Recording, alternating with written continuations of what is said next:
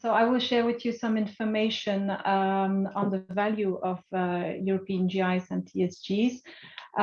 This is about a study that was carried out over the year 2019. So results came in end 2019, beginning 2020, where we were looking specifically at GIs and TSGs. And I will go there.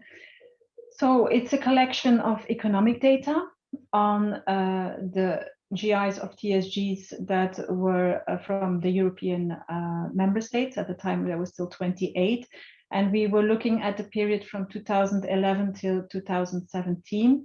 Why this period? Because there had been a similar study before, which was carried out in 2012 and which covered data until 2010. So we took it from there so that we could also compare and make some kind of evolution. In total, there were 3,207 GIs and TSGs covered in this study, and 4 sectors. There's aromatized wines. Aromatized wines very small. We only have 5 protected, but then the bigger sectors, of course, the agriculture products and foodstuff, the wines and the spirits. And there are some outputs of this study that you can consult on the internet. I will share with you the link at the end of the presentation.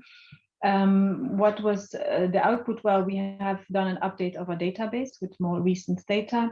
There is a report, an executive summary, there is a leaflet, and there are some country fiches, member state fiches. What is different when we compare to the previous study? In this one, we have included also the TSGs. So at the time, there were 54. Now we are at 64, but not a major difference. But in the previous study, those data were not included.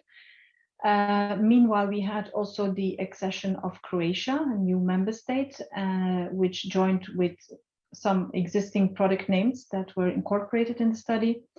And there has been 522 new product names that were also registered between 2010 and 2017. So these were all added and made part of the new study, I would say. So if we look at the sales value of GIs and TSGs, we come up with 77.15 billion in 2017. This is estimated at wholesale stage and region of production. And this is representing 7% of the total EU and food drink sector. So it has gone up in terms of percentages taking within the overall food and drink sector compared to 2010. If we only single out the GIs, so we're not looking at the 54 TSGs, then we have a sales value of 74.7 billion. And if we then look broken down, I would say by sector, we see then that wines are really taking up the bulk there with 51% they're representing in the sales value, followed by agri-food products, 36%, and then spirit drinks, 13%. The aromatized wines don't show, as I said, there are only 5 protected, so they're so small that in this chart they get a bit squeezed and you can't see them. So there's a very little amount linked to that as well. This is more or less similar information, but then showing from a different angle. So here again, you can see that, of course, wine is taking the biggest block, followed by food, spirits, and aromatized wines. And here you can also see the number of the registered names. It's kind of logic, of course, because the biggest number of protected GIs are wines. So automatically, what can be expected is then, of course, that they are all presenting a big part in the sales value. And if we look at the evolution, so like I said, luckily we have the previous study, so we can compare. There you can see that it has gone up from 48 billion euros to 69, let's say, grosso modo. This is an increase of 42%. And if we look at GIs only, it's 37%, because of course in this part here, TSGs were added. So this is slightly influencing, of course, the evolution of the sales value. So there's quite a considerable growth there.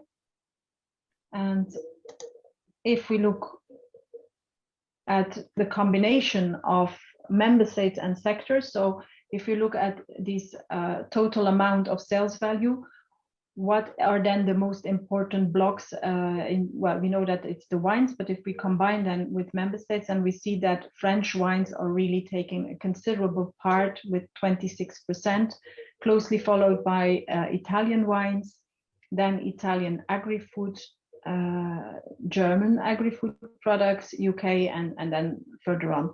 So this is basically where you see where the biggest sales value is generated. And then where are these products sold? We still see that the majority of the sales take place on the national market with 58%. 20% is still on EU market, but outside the member state of production. And 22% is what we really call the exports, so towards the third countries. And then if we look at the exports specifically, there we see that 89% of that is composed by wines and spirits. So this is the major bulk, I would say, of products that are exported. And in terms of countries, it's again France, Italy that are in the front runner seat, followed by UK also in terms of exports. Well, small footnote there. Of course, this was on the basis of the fact that UK was still in the EU at the time of the study.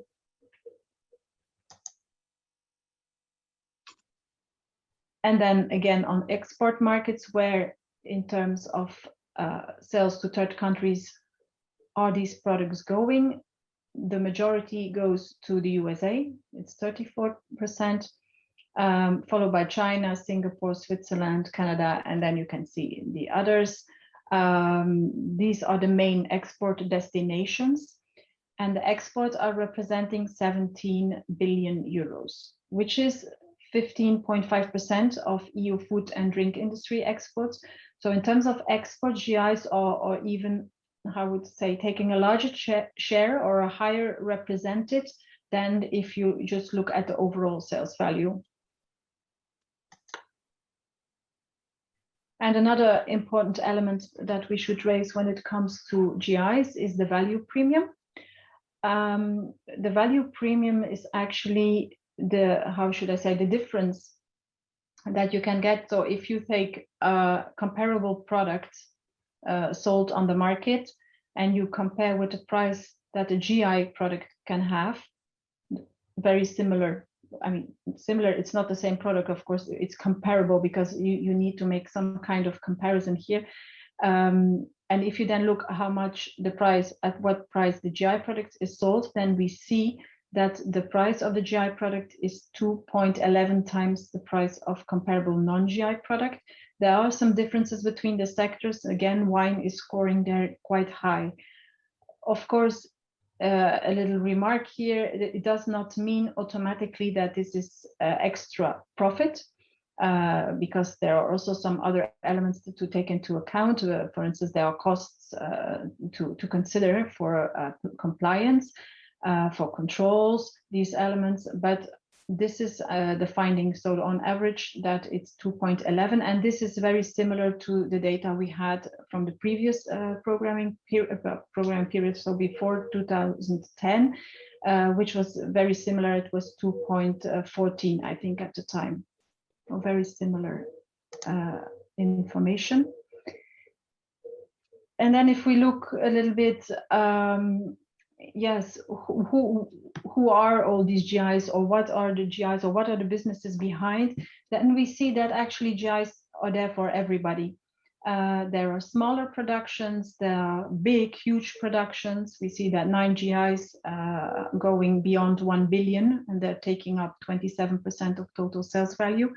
But we also see that 41% of GIs have a sales value of less than 1 million. And, you know, that's, the system is there, the scheme is there for everybody, and everybody's treated equally. It also depends very much on the product. If you have a very local product that cannot be easily exported, then yeah, you have some limitations there. So this is a bit the reasoning behind, but overall a very wide variety of businesses that we are covering and names that are protected. And here a little link to the different outputs that you can consult on internet that are available on Commission website, DG Agriculture. And voila, that's it. I come to the end of my presentation. Thank you very much.